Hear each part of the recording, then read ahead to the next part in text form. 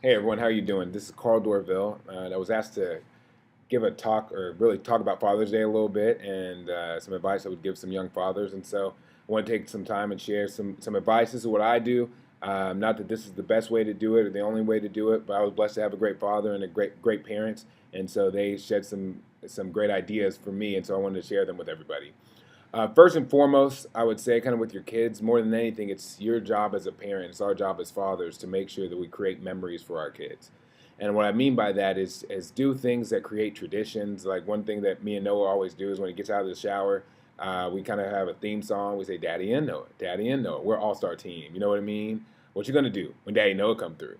And so we do those type of things, and every day we create this memory. And as we get older, it's going to create a connection point that obviously when he's 16, 17, he may or may not want to still do it, but it's something that we have that we can connect to.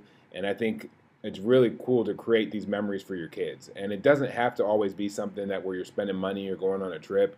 It could be that every day you go outside and you play basketball or you run around with them. It could be a lot of different things, but I think it's really important for us to leave memories for our kids, things that they know that we always did. With my dad, I remember eating celery and peanut butter and raisins and kind of spending time with him and talking about that. I remember him playing math competitions between me and my sister, and then the winner would get a hug or we do different things. And it's cool to see as my kids grow up, remembering some of the traditions that my dad instilled in me and putting those into my kids. So I would definitely say, first and foremost, you need to make sure that you make memories for your kids. Secondarily, I think it's important, and don't worry, there's only going to be three, but I think it's important that we teach our kids forgiveness. And the best way to teach forgiveness is to ask for forgiveness. And so, whenever you screw up or do something you shouldn't do, go to them and say, "Hey, I'm sorry. Do you forgive me?"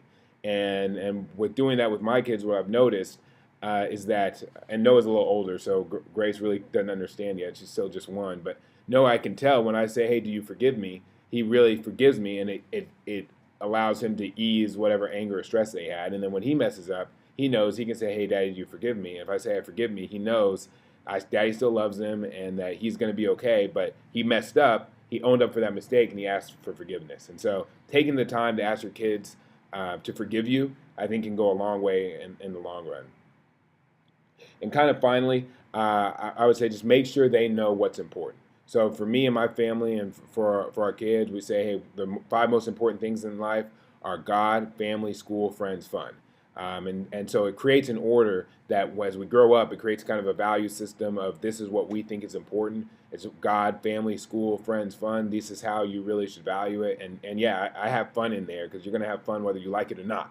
It's a core value. It's a rule for our family. It's something that go by. So I think it's important to have those key things that you keep reminding your kids on a weekly basis, on a monthly basis, whatever it is, just regularly, that they know these are the five most important things in life for you and your family.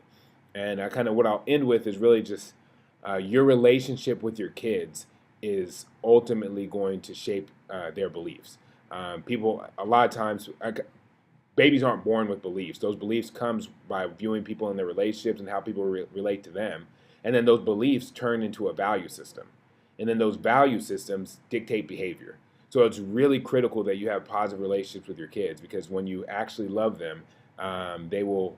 It's going to impact their beliefs and their values and ultimately their behavior and their actions. So hopefully that helps. Happy Father's Day to everybody out there. To my dad, happy Father's Day, and thanks for all you did. Hopefully that helps somebody out there, and have a great day.